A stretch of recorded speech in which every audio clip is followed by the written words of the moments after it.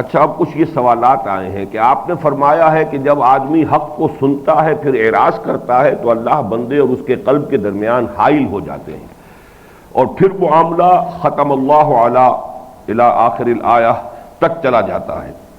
لیکن حضرت عمر اور اس طرح کے مثال صحابہ کے موجود ہیں کہ حق سنتے رہے پھر اعراض اور کرتے رہے، مخالفت کرتے رہے. برائے مہربانی وضاحت فرمائیے.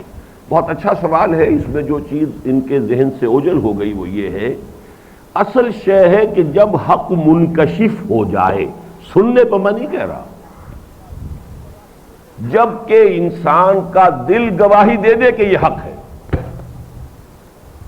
آپ نے 10 دفعہ سنا ہے، نہیں آپ کو اپیل کیا، آپ کی توجہ ادھر نہیں تھی، سن تو رہے بظاہر. جیسے قرآن مجید میں آتا ہے نبی یہ آپ کی بات سن رہے ہوتے ہیں، نہیں سن رہے ہوتے. آپ سمجھتے ہیں کہ یہ آپ کو دیکھ رہے ہیں، آپ کو دیکھ بھی نہیں رہے. آپ سمجھتے ہیں یہ سن رہے ہیں، یہ سن بھی نہیں رہے. اس لیے کہ وہ تو یعنی ان کا معاملہ ہی بالکل مختلف ہے.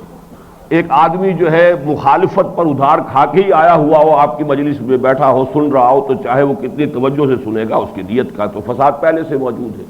وہاں تو یضل بہ کثیرا و یہدی بہ کثیرا پر عمل ہوگا کہ اسی سے اس کو اور بھی گمراہی کے اندر اضافہ ہو جائے گا.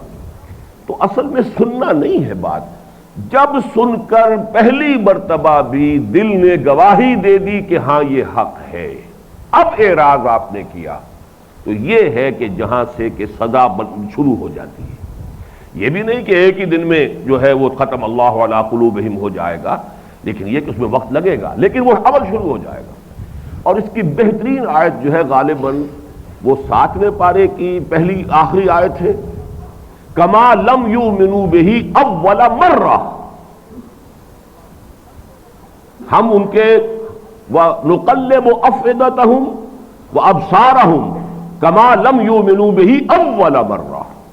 ہم ان کے دلوں کو بھی الٹ دیں گے، ان کی نگاہوں کو بھی الٹ دیں گے جیسے کہ وہ پہلی مرتبہ ایمان نہیں لائے تھے.